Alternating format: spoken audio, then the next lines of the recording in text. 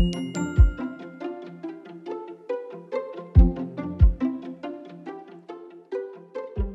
everybody, welcome to Planet Coaster College. Today I'll be talking about the Infinity Coaster, known in-game as the Infinite Coaster. So yeah, I'm pretty sure that they are referring to the real-life Infinity Coaster with this one. It's coming out in the Classic Rides Collection DLC today, and while I normally don't really know what to do with these kinds of early access for YouTubers, because I don't usually like to make these overview videos of new rides and things like that, I think it's a good idea to just turn these into opportunities for Coaster College returns. And this time, I need to thank Rudy for giving me his early access codes, because I actually missed it and he doesn't have time to record anything, so I got his codes for this one, so thank you Rudy. I am glad that I could release this on the release date of the DLC on your behalf. So, to talk about the Infinity Coaster itself, I kind of struggle to think of a Planet Coaster College topic for this coaster, because it's just so versatile, and I've had versatile coasters on this before, and I always just kind of go over the different options that you have and explain that I'm just going for this one particular thing, but there are also other things that you can do with it. But with this coaster, the options are basically infinite, excuse the pun, because that's really the idea behind the coaster model. If you go to the brochure, which I'll link down in the description, where Gerstlauer, the manufacturer, talks about this coaster model, really the point is to allow parks to ask for anything and they can deliver with this model. So it's really hard to say exactly what you should do with this. There are 10 of them in real life right now, counting the ones that are still under construction. And almost every one of them is completely different from the other ones. There are some general trends, but they can have lift hills, different types of lift hills even. They can have launches, they can be indoor dark ride coasters, they can be outdoor, they can be shuttle coasters going through the station. They can be more unique kind of shuttle coasters like we're seeing in the ones that are under construction at the moment. There's just way too much to keep in mind here. So overall, what I would recommend for this most of all is to check out the roller coaster database, which I'll also link in the description as well, to see what kind of layouts they have in real life and see what these things generally look like.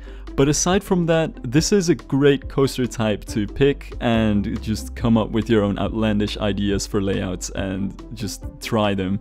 Because this is the kind of coaster type where you can just try anything really. That said, in this video I still want to go over some of the general trends, the things to keep in mind when you're building a Gerstlauer coaster specifically, because I haven't made a video on the Eurofighter, and also just some elements and things like that that you can build, just to throw some ideas. I'm also going to criticize the coaster type a little bit, which is not per se the intention of this series, but I'm still gonna do this, partly also because I'm just really happy that this is in the game, so I'm not too afraid to be a bit harsh with it. I've always wanted to see an Infinity Coaster in the game, so when I opened the early access version of the DLC, I couldn't believe that it was actually finally here now, and it's really great, it looks really nice, but there's a few nitpicks that I have about it. And some of them are very relevant to making layouts as well. And the one that I want to start this video off with, because it pretty much dictates what your layouts are going to be like, is the friction. I've noticed that this ride seems to have a little bit more friction than it really should. And to sort of test this, I've put this little setup here where I've got a Eurofighter over here, and I'll put that on test. And I've got the Infinity Coaster over here, and I'll put that on test as well, and unpause the game. And what you'll see is that the Infinity Coaster is going to launch slightly ahead of the Eurofighter. That's just how things work. But then when it comes to it, they pretty much stay exactly at the same speed. And by the end of the track, which is all the way over here, they've all come to a complete standstill, and they're both in the exact same position. So you would think this is fine, and this would be good friction, but in reality, the Eurofighter is set to the regular friction multiplier of 1, and I set the Infinity Coaster to a friction multiplier of 0.9. So the first thing that I would recommend is change the friction multiplier on this thing. Set it to 0.9. I've noticed when I was building some test layouts that it was going slower than I expected. So I set this up and realized that this thing slows down faster than the Eurofighter, which honestly, in real life, it might definitely slow down a little bit faster, but it loses quite a bit of speed, and from what I've seen, it's a little bit too unrealistically slow. So if you want to try and build some realistic layouts, or if your coaster is even slightly too slow in general, really look at the friction, set it to 0.9, 0.8 might even be good, but if you're going for realism, I think 0.9 is the best multiplier to go with. Normally, I would strictly not use the friction multiplier because I try to keep things realistic. It can quickly become a sort of cheat where if your coaster doesn't make the layout, you just change the friction, and by doing that make the coaster more unrealistic. But in this case, I think you need to set the friction lower in order to have it be more realistic. So yeah, that's one thing. Another thing is the coaster itself, which is noteworthy, and I'll look at the trains real quick here. Because there are very different versions of the Infinity Coaster. The trains are as versatile as the coaster itself, I'd say. And most people talk about first generation and second generation Infinity Coasters, where the first generation is the Smiler, which has these sit-down cars with over-the-shoulder restraints. And the second generation is basically all of the other ones with more floorless-looking trains and lap bars.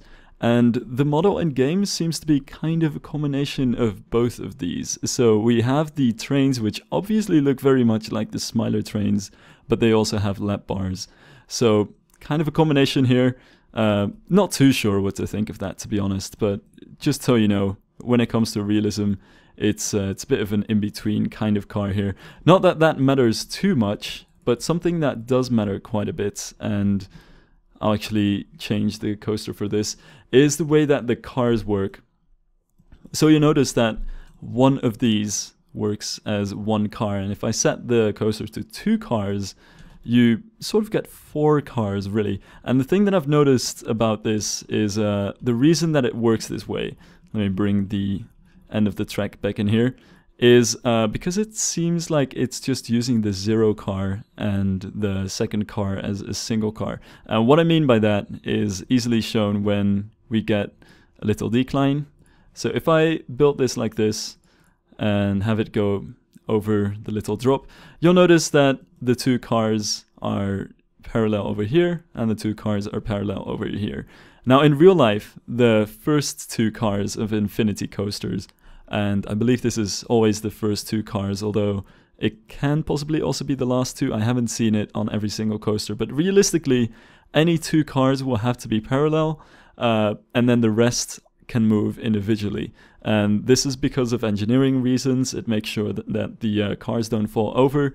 But in the game, you basically have to get 2 cars parallel, both in the front and in the back. So bit of a strange setup here, to be honest, but that's just how things work. You either get 2 cars or 4 cars, or rows I should really say, because it's going to get a bit complicated that this is really a 2-car train, while realistically this is honestly really a 4-car train.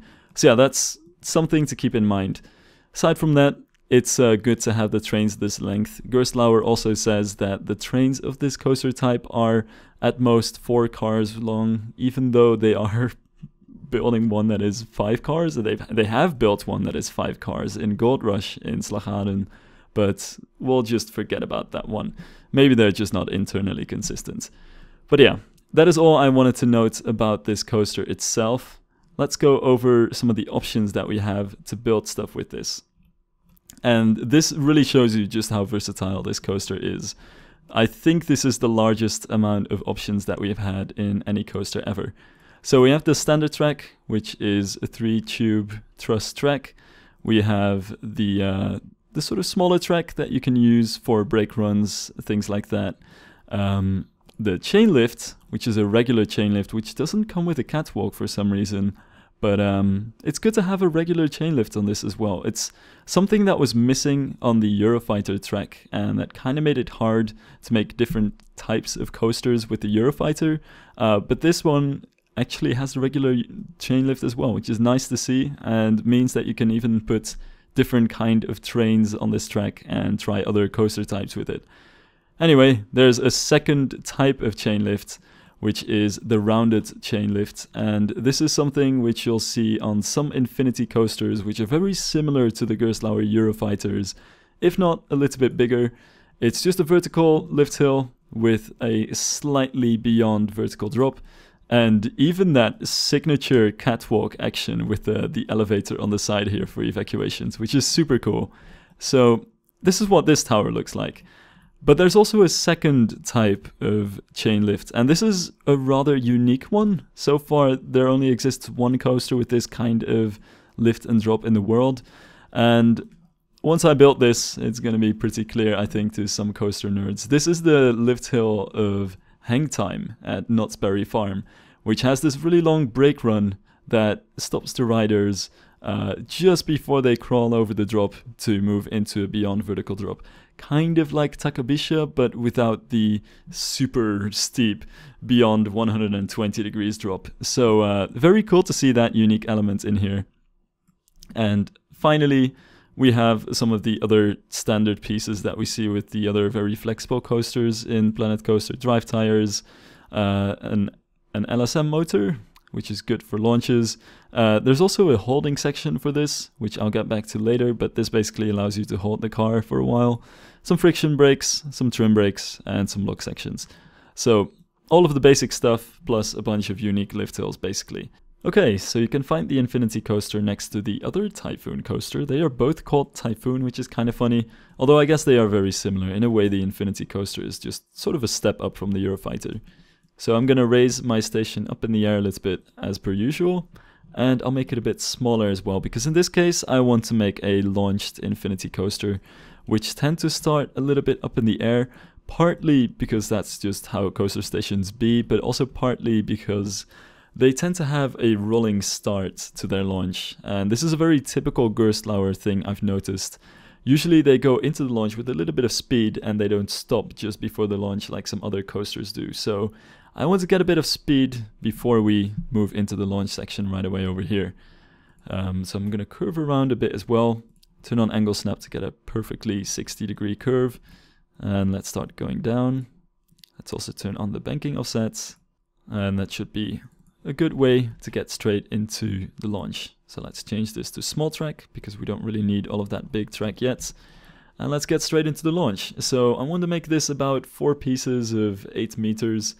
And I'll turn on the optional catwalk and have the LSM. And also these launches tend to be quite forceful. In fact, I think Gerstlauer launches are kind of underrated. I really like them. So I'll have about 4 sections of those. That should get us up to a decent speed. You are still not looking very smooth. Oh well, forget about it. We'll get back to that later. And then it is time to get into the rest of the layout. Now, what I'm thinking with this is to start off with a top hat, because these things love to start off with the top hats, or at least have a top hat somewhere in their layout. You don't see as many top hats on the Infinity coasters that have lift hills, but the launch ones definitely always do. So, I'm gonna take this piece, maybe about 11 meters, and then move to a slightly smaller piece as we go up here. Or maybe not. Maybe I'm just gonna go very steep right away. Just like that. I'll start testing in the meantime to see if I'm actually gonna make it. And we'll move to the side to create the top hat here. Not with the banking, with the actual curve.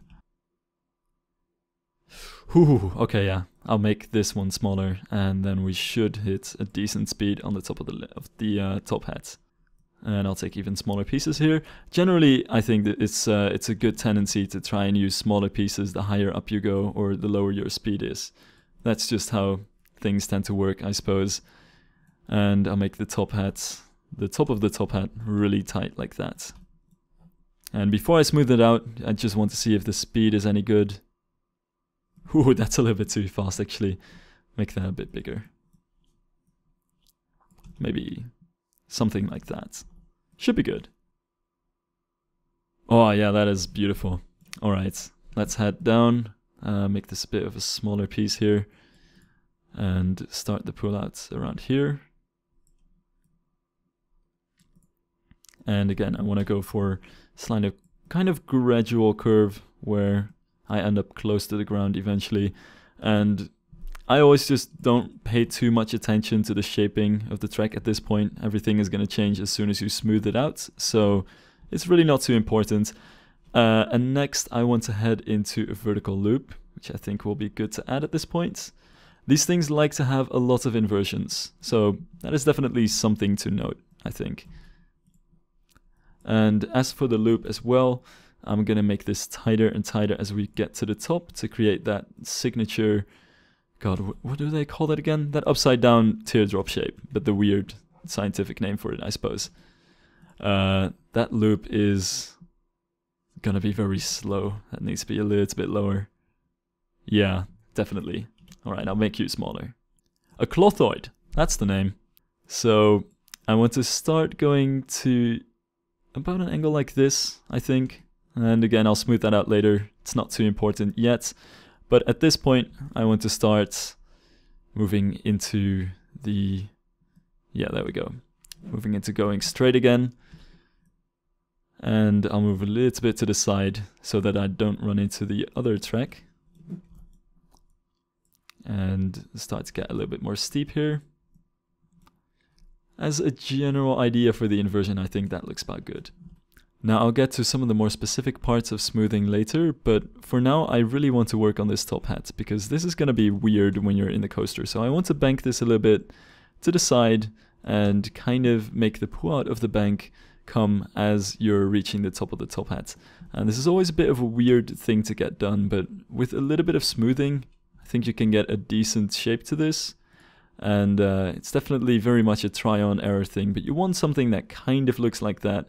And if you can't get it to be very smooth, something that I find works well for some elements, and including elements like this on the top hat sometimes, just to remove it and go for the auto connect feature, or maybe from the other side as well. See how that works.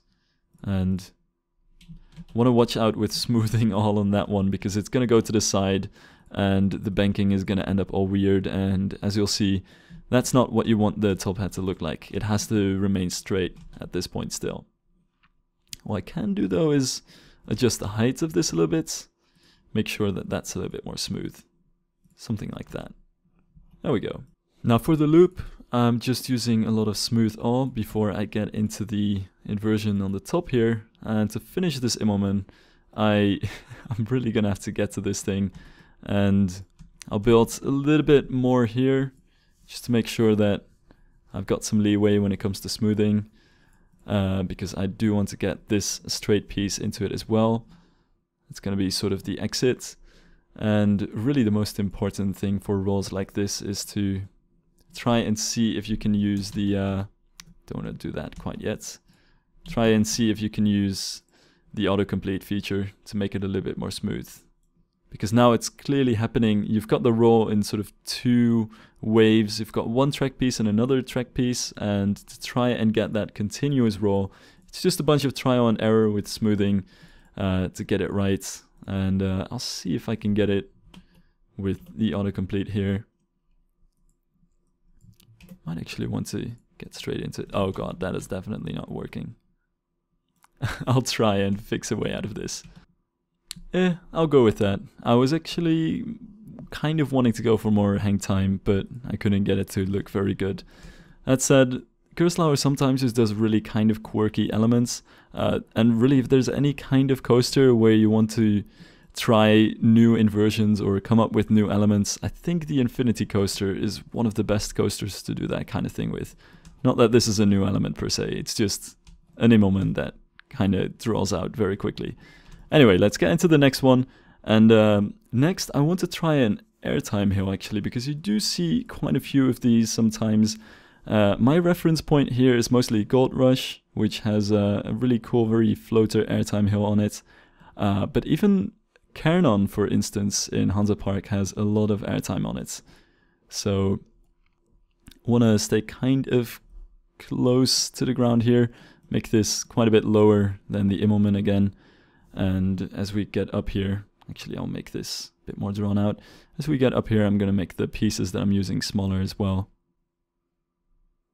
That looks about good, maybe a little bit too slow, so I'll make that tiny bit smaller.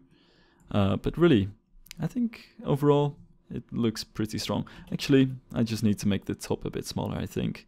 I'm not going for crazy ejector airtime on this, just a very sustained, floaty airtime. And here's also a reminder not to just look at the coaster itself, but to look at the g-forces here. I'm seeing this float at around 0, so that's kind of what I'm looking for this one, so I'll take it. And next, I want to get into a curve, kind of on a higher position here, very similar to what Gold Rush does. So I'll bank this track here and do a quick overbanked turn. Alright, I actually really like the look of that. And on curves like this, the smooth all button really works best. And the same honestly goes for these hills as well. I've noticed that smooth height and smooth turn both help, because height only really changes the height.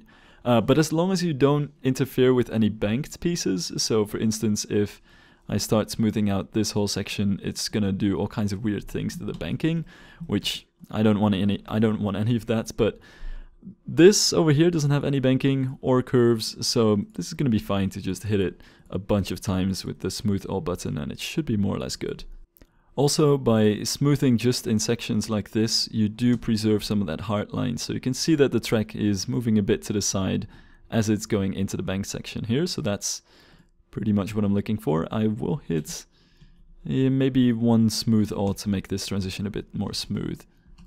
And then it's time to move into the next element, which I'm kind of afraid of, because I want to make a small barrel roll. Actually, it's almost kind of like a 0G roll, because I want it to go up a little bit, but not too much. But we'll see what comes out of this. Alright, I really like the look of this. It definitely has a sort of Gerstlauer tangle of track and supports look to it, and it goes through the roll really nicely. If we forget about the fact that the roll looks completely unsmooth at the moment. I'll get to that right now. But yeah, overall, I like the setup of the layout so far. Definitely these coasters tend to be quite compact and have a lot of unique elements, and kind of have these sections where they all kind of intermingle, and just a bunch of very twisty track going everywhere. They seem almost a bit more chaotic than a lot of other coasters, I'd say. Especially when you get to coasters like the Smiler, which are really known for their signature chaotic look of the layouts. Now it's time to get to the last part of the track, but I do want to have a straight brake run here, so I'm gonna build the brake run first to make sure that I don't run into that issue later. So I'm just gonna keep this very simple, very slight incline as always. No coaster tracks are ever completely straight, and some block sections at the end here, and also regular brakes. For some reason the friction brakes on this coaster have wheels in them. I'm not sure if that's a mistake. I don't know if you're watching Frontier, but that's just something that I noticed. So for now, I'll put some trim brakes at the end here to make sure that we have some regular looking brakes as well. Anyway, that's it for that quick brake section. We are cutting it pretty close here, but that said, I want to get into a Stengel dive, so I don't think this is going to be too much of an issue. I'm just gonna have to make sure that I make this piece a little bit more steep than it currently is, and then I will get to a Stengel dive in a single large winding piece like that. I think that should be good. Actually, I can't do that. I'm gonna have to make this into smaller pieces. So I'll start off with a bigger piece and get to a beyond 90-degree bank. There we go. Looks terrible, but I'll fix that up in post, I guess. By that I mean, I'm gonna smooth that out later. Alright, now I like this setup of elements here, but this Stengel dive is being a little bit annoying to try and get the hard lining into this thing. So I'm gonna try autocorrect another time and see if that can smooth this out. However, I'm gonna actually just use the autocomplete function instead of just clicking the regular button, which might be a little bit better. I'll see if I can get something good out of this. But yeah, as you can see, it is slightly different. So if it's better, I don't know yet, but we'll see how it runs. Alright, I think this looks pretty promising, and I don't have that much energy left over. After this small airtime hill, there's really only enough speed for a few more turns. So that's all I'm gonna do, to be honest. I'll just do some quick S-bends, but I'll still try to get the most out of this. So what I'll try to do is get some twisted airtime. This is something that I think Karacho does quite well as well. Stay close to the ground, kind of use up all of that last kinetic energy to still get some fun curves in. So that's something that I'm going to try to do over here as well. So I'm going to do this in a very simple way. Just get up to a hill and just in one piece go down again and start banking in the other direction. And that's pretty much all there is to it. I do want to keep these pieces quite large so that it is still a bit smooth, but all things considered, it's a pretty simple element. I just really like the way that you're hoisted out of your seat in some of these kinds of elements. So not looking at the smoothness here, but just kind of at the speed at which it's taking this. Yeah, I think that's pretty good. Let's go for that. So that'll be it for today's Infinity Coaster, and really this is just one of the many things that you can do with this. It's not just a launch coaster, and really if you wanted to, you could even add a lift hill at the end of this layout. Just add a lift hill and just keep going and bring all kinds of other crazy elements in. That said, I think that this is an overall alright overview of what these coasters tend to look like and what kind of elements they do. It's all kind of wacky, but especially with the launched coasters, they like their top hats and general inversions like barrel rolls, immelmans, dive loops, and lots of curves, especially in the later sections of the track. So that's an overview. I'm actually gonna change the color scheme a little bit of this though. I always thought that something kind of turquoise-ish with grey supports would look good, and these kinds of purple trains, something like that. I don't know, for some reason that just fits the coaster a bit better for me. Of course, I want to ride this as well, so let's quickly test it and see what the POV is like. Ooh, I might actually want to smooth the first curve out a little bit more. That's alright. And into the top hats, a little bit of banking in here, a little bit of airtime on the top of that, into this kind of janky inversion here. I got the banking on the loop, and once you get it, it's hard to get rid of it and get it straight again, so try to watch out for that one, to be honest. Down the 0G roll, which is not too unsmooth, although I did lose quite a bit of hardline along the way there, and another airtime hill, and finally some twisted airtime hills and turns. Not the most smooth layout ever, but I think it's a good overview of the different kinds of elements. And once you hit the brakes, you've definitely used up all of that energy that you get at the start of the launch as well. Another thing to note about these things is that very often I've seen them pop up at smaller parks. So I've mentioned Tripsdrill before, Hansa Park, things like these. So parks that are decently sized and certainly large enough to afford big budget coasters like this, but at the same time can handle lower capacity roller coasters. I wouldn't put an Infinity Coaster in a Disney park or anything like that anytime soon. The capacity of these things isn't that high unless you add a lot of block sections or you use very large trains. But really all of the existing ones, except for the Smiler, which does exactly that. It has some of the bigger trains and it has a lot of block sections. Except for the Smiler, all of them are quite low capacity rides, at least in the grand scheme of things. And this one especially doesn't have a mid-course brake run even, so this is going to make it an even lower capacity ride. I'd imagine this coaster to be very similar to Karacho or Junker or the Monster, for instance. These more not quite big budget park coasters, but still a really good thrilling coaster for parks like that nonetheless. Finally, I want to mention that this is one of the best coaster types to use dark ride elements in, as in coasters that might be outside for a large portion of the ride but have some kind of indoor element. And this is a bit of a Gerstlauer quirk as well. They've got very well-known outside and indoor dark ride coaster combinations like Saw the Ride, Kernon at Hansa Park, of course, which is also an Infinity Coaster. And there are lots of other examples. Flug von Novgorod in Hansa Park as well is very similar, or Mystery Mine. Generally, these coasters are really good for having an indoor section, be it the launch or the lift hill, or even a pre-launch or pre-lift hill barrel roll, which these things like to put indoors as well. So really, this is a great coaster to combine with some kind of theme or story or dark ride section as well.